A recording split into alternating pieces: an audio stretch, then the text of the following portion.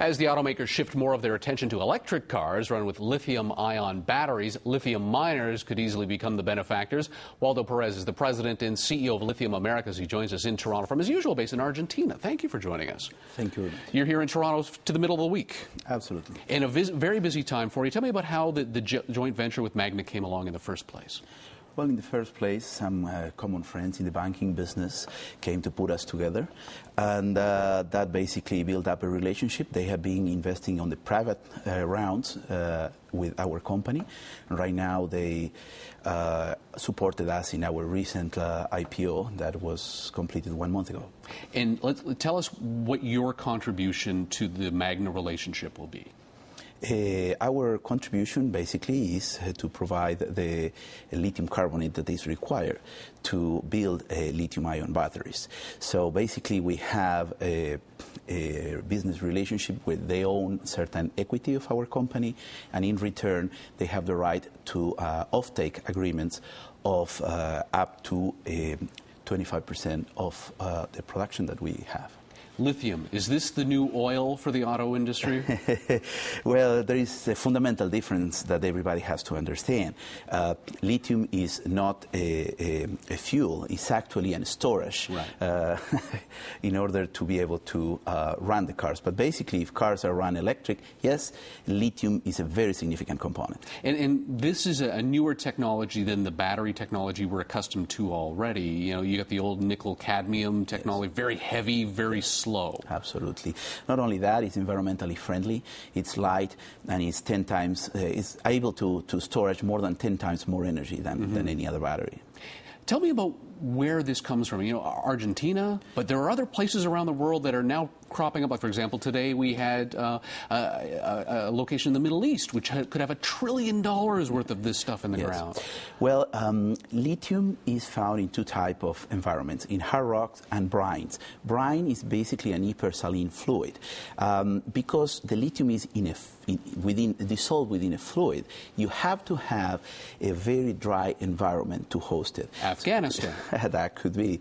It would be advisable to be in a safe environment too. As a matter of fact, as we know today, about 80% of the lithium brine of the world is in a triangle hosted between Bolivia, Chile, and Argentina. Mm-hmm. Now, you've got a relationship not only with Magna, but also Mitsubishi.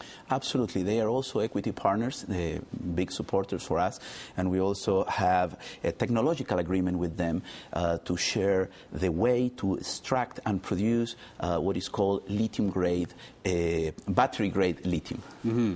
Now, so that almost 40% of what you pull out of the ground goes to these two customers? Yeah, approximately. That will depend, of course, in the needs that they will have when we are in production, but they have the rights of take approximately that amount of our mine. How rare is lithium compared to traditional base metals that you would pull out of the ground? As a matter of fact, it's not that rare. So there is a lot of lithium worldwide.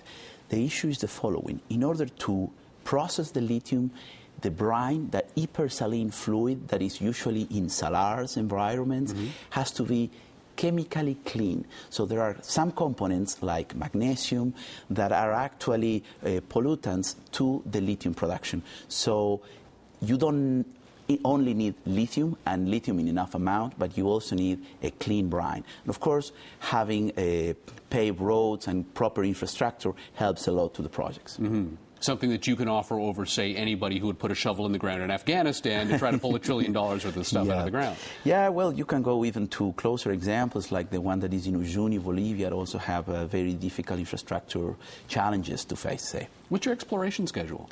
Our exploration schedule is, well, we have just launched a press release today.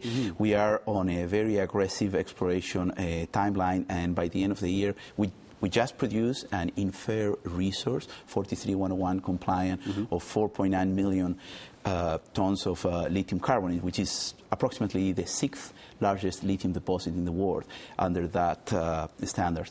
And we will be updating our resource before the end of the year. Give us a sense, wrap our heads around this. You know, how many cars could you build with that kind of resource? Oh, my goodness. That's a difficult question because it depends on the size of the car. Oh, okay. No, right. Just to give you an example, a resource that like almost 5 million tons of lithium carbonate, would be enough to build the largest lithium mine in the world and run it for 100 years. So you're not worried about running out of the stuff? No. But there's a certain commoditization that I can imagine comes with this metal as a result of more of it being found elsewhere. Absolutely, and that usually, as always is in the mining business, is the best will survive, and this is common. So you have to have the ore, you have to have the grade, you have to have the infrastructure, you have to have the buyer. Lithium is not like gold that you can sell in a corner store. You have to have the partners to develop this kind of projects, and your product has to have the right purity, the right chemical composition, and the right grain size. So it is more than just pumping it out of the ground. So if almost 40% of your expected production is already earmarked, who else do you turn to? Are there uses outside of the auto industry? You know, I've got a digital camera at home, but I can't imagine the lithium component to my battery is sufficient enough to move the needle on your bottom line. Absolutely. And actually, yes, there are many buyers, and we are still talking with more people, and actually in one of our partners, which is Mitsubishi, is also a very large trading house in Japan, and part of our agreements is that they will help us on that side. But definitively, producing lithium, it's something that you don't sell to the end user, you are selling to somebody that is building lithium batteries. Much like you don't sell copper to the end user, it's used as an industrial metal, nickel, zinc, etc. So is this a product that becomes, as years move on, actively traded on a commodities exchange? Absolutely. That's where we are ending. Right now it's an oligopoly. Basically, there is only 2 or 3 large sellers of the product, and that's it.